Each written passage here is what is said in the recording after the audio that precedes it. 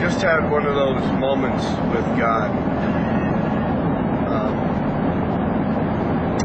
Driving back to Salt Lake City from Rawlins, Wyoming, because the road was closed. I just didn't feel good about staying in Rawlins overnight. I mean, there's no guarantee that they're going to open that road again in the morning, and I just don't want to be there, so I wanted to head back to my sister's and spend the night, and then I'll try to get home from there tomorrow. And I'm now hitting a spot where it's snowing again, and hopefully I can get through before they decide to close any more roads, because then I'll really be sad. But I'm bummed. I'm really upset. I actually even cried a little bit, because I want to go home. I want to go home. I want to see my wife. I want to pet my dog. I just want to get home. And the thing is that it's not so much being away from them, because I've been away from Talia longer than this. I've been, it's not that, I think, and it hit me as I was driving back what it is that upset me so much. Because it wasn't just that I was away from her, but that I'm being prevented from getting back to her.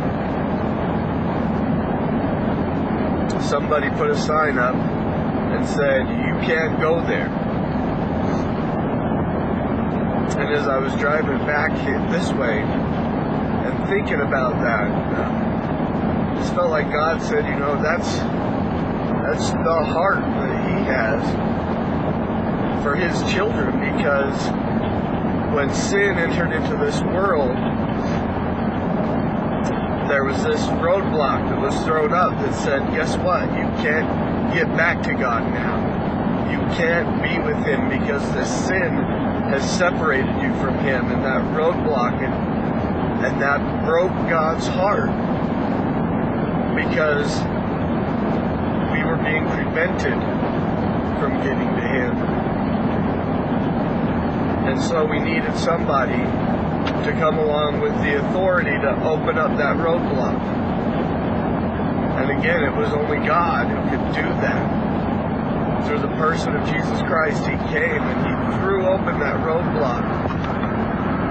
And I was thinking about how as human beings, we do find ourselves in that place where we're longing for God. I don't care what anyone says.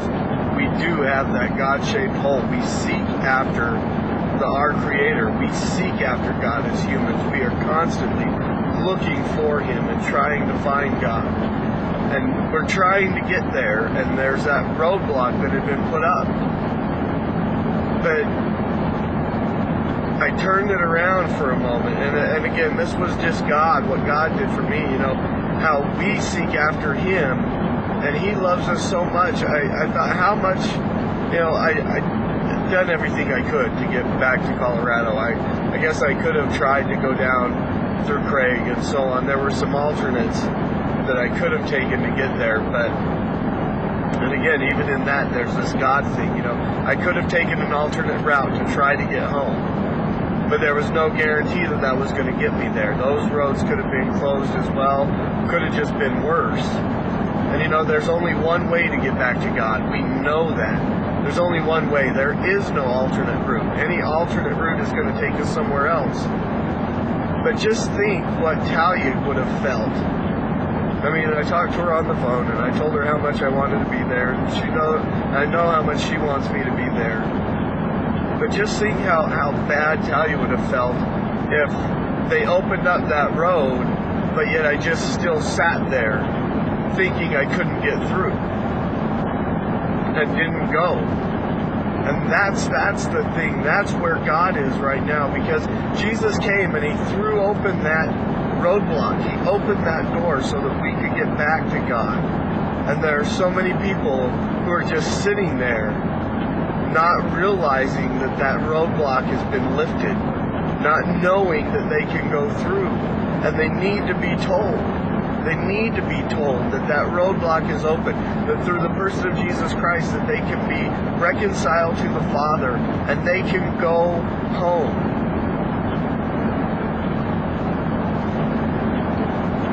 They can go home. We have to tell them that. It's just an amazing picture of what God has done for us. You know, He's opened up the roadblocks so that we can go home. Hopefully, in the real world, tomorrow those roadblocks will be open. I can get home.